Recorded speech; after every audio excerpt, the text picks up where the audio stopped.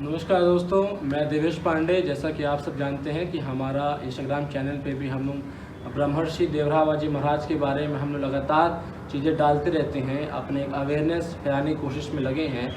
और आज इसी मौके पर मैं आया हूँ श्री दुर्गा प्रसाद जी के पास, जो कि एक सामान्य नागरिक हैं, लेकिन वह इतने पुण्य आत्मा हैं क्योंकि उनको महाराज जी के द्वारा महाराज जी ने अपने चरणों से उनको आशीर्वाद दिया था, इसलिए हम उनको एज अ पुण्य आत्मा का एक दर्जा देते हैं। तो अंकल जी बताइए कि आपने महाराज जी का दर्शन कब किया था?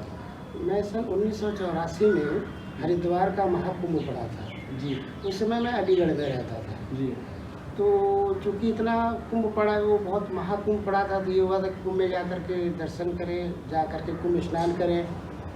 और महाराज जी के विषय में बहुत सुना था मैंने, जी तो ये सुन कि महाराज जी के दर्शन भी वहाँ हो जाएंगे। वो गंगा के किनारे अक्सर कुंभ में अपना मचान बना करके रहते थे। इनके विषय में बहुत सारी बातें सुनी थी जी और मन में एक जिज्ञासा हुई कि ऐसे महान संत के मुझे दर्शन करने चाहिए। जी तो मैं रात में अलीगढ़ से निकल गया और आप यकीन नहीं मानेंगे, मैं जिस समय निकला और मेरा कोई ऐसा कोई जानने वाला नहीं था कि जो मुझे उस भयंकर भीड़ में, जी जहाँ चारों तरफ से बड़े बड़े नेता न जाने कितनी पब्लिक महाकुंभ में मौजूद आ रही थी। उस दिन महाकुंभ का पर्व था। तो मैं जब वहाँ गया तो हमारे एक जानने वाले, जैसे ही मैं रोडवेज बस से गया था और जैसे ही मैं स्टेशन पे उतरा, एक हमारे जानने वाले डिप्टी एसपी, जी जिनकी पोस्टिंग वही हर की पौड़ी पर थी, जी ये महाराज जी की और बाबा जी की कृपा थी कि वो मुझे मिल गए और उन्हें देखते ही पहचान लिया कि आप। हमने कहा मैं कुंभ नहाने आया हूँ, ये सुबह 4 बजे की घटना है। मैं उनकी जीप से ही और हर की पौड़ी पर पहुँचा उस भीड़ में, जी इतनी सुगमता से जैसे लगता है मुझे कोई प्रॉब्लम ही नहीं हुई। और मैं जा कर के कुंभ में बढ़िया भोर की मतलब उसमें स्नान किया। उसमें बहुत यंग था जी और वहाँ अच्छी तरीके से स्नान करके और बाकायदा उन्होंने वहीं पर कहा कि मेरी तो ड्यूटी है। फिर उन्होंने एक सिपाही को मेरे साथ लगाया और कहा आपको नाश्ता पानी करवाइए सुबह सुबह। और बाकायदा सब नाश्ता पानी करने के बाद बोले आप हमारे पास ही रुकेंगे यहाँ कुंभ में। हमने कहा नहीं, अब आया हूँ तो मैं महान संत के दर्शन करना चाहता हूँ। तो मैं टहलता हुआ फिर पैदल ही, चूँकि वहाँ पर से देखता हुआ कुंभ की उस भीड़ में मैं बाबा जी के पास पहुँचा। जी तो जब मैं बाबा जी के पास पहुँचा तो मैं बाबा जी को पहले से नहीं जानता था। और जब मैं उनके पास पहुँचा तो मैं भी वहीं पर बैठ गया।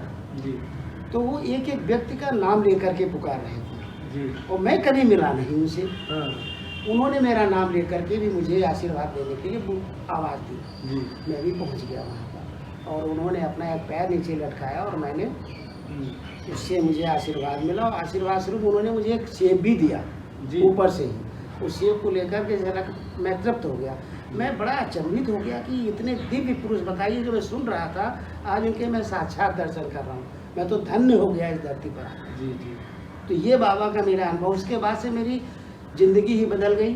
मैं तो एक अनाथ बच्चा था जी जिसका कोई नहीं, जी लेकिन जिसका कोई नहीं उसका तो बाबा सहारा बन गए।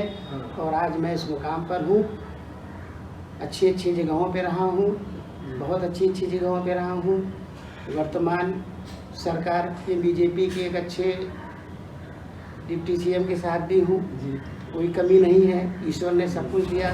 मेरी विवाह भी हो गया, घर परिवार हो गया, जो कुछ नहीं था सब कुछ मुझे मिल गया। ये बाबा की असीम कृपा है और उसी कृपा से आज भी मैं बाबा का अनन्य भक्त हूँ। अच्छा अंकल, उसके बाद आप कभी दोबारा महाराज जी से मिलने का सोचे कि चलिए दोबारा मैं चलता हूँ दर्शन के लिए?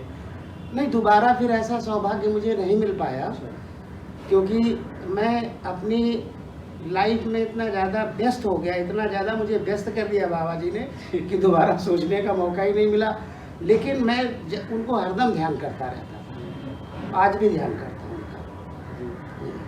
ऐसा जो कहते हैं कि जैसे जो महाराज जी ने जो अपने विचार दिए, आज वो कहीं हम लोग देख रहे हैं कि वो चार धीरे धीरे जो नव युवा युग आ रही है उसमें वो धीरे धीरे फेड अवे होता जा रहा है। जी, तो इसको आप किस नज़र से देखते हैं? क्या ये उनके माता पिता की गलती है कि उन्होंने आगे महाराज जी के बारे में बताया नहीं? क्योंकि ऐसे कई परिवार हैं। नहीं, अब जैसे मैंने सुना था कि जॉर्ज पंचम जिस समय राजा थे इंग्लैंड के, उन्होंने अपने किसी व्यक्ति को बोला और कहा महाराज जी से मिल करके आइए, वो वहाँ पर ऐसे दिव्य संत हैं, उनको आपको आशीर्वाद मिलेगा।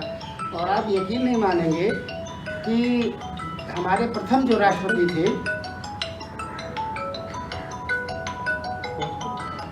जो प्रथम राष्ट्रपति जी थे राजेंद्र प्रसाद जी, उन्होंने भी मतलब वो भी कहते थे मेरे घर बाबा जी आए और ये सब मिला। तो मतलब उनकी उम्र का कोई पता नहीं, वो तो वैसे ही विश्व प्रसिद्ध थे, उनको किसी की ज़रूरत ही नहीं थी जी सबसे बड़ी बात है, उनको वैसे ही विश्व प्रसिद्ध थे। जी जी उनकी उम्र का कोई अंदाज़ा नहीं कोई बता पाए कितने वर्षों के हैं, कितने सालों के हैं। और उन्होंने मुझे एक मंत्र दिया था जो आज भी मुझे मेरे कानों में गूंजता है सुबह उठ करके, ओम नमो भगवते वासुदेवाय। जी। ये उनका मंत्र था जो देते थे लोगों को, आप इसी का जाप करिए। वो आज भी मैं जप रहा हूँ। और इस समय जब आप मेरा इंटरव्यू ले रहे हैं, मेरा एक एक रोम बिल्कुल, मेरे एक एक रोए बिल्कुल खड़े हो गए बाबा के लिए, जैसे लगता है बाबा जी यहीं पर जी। स्वयं खड़े हुए। तो अंकल एक आपसे और पूछना चाहेंगे, जैसे जो अब मैंने जो ये जो क्रांति तो नहीं कह सकते, बहुत ही छोटा सा एक पहल है जो मैंने चालू किया है, तो आप उसमें कुछ आशीर्वाद स्वरूप कुछ कहें। आपने इतना बड़ा बीड़ा उठाया है और लोगों को बाबा के विषय में जानकारी देने के लिए ये बहुत बड़ा काम आप कर रहे हैं। और इसमें बाबा का आपका इतना स्नेह मिलेगा कि आप आगे सोच नहीं सकते आप कहाँ तक जा सकते हैं। और बहुत बहुत धन्यवाद, कम से कम आप बाबा जी की इतनी सारी चीज़ें लोगों तक पहुंचाने का कार्य कर रहे हैं। इसके लिए आपको बहुत बहुत पांडे जी साधुवाद।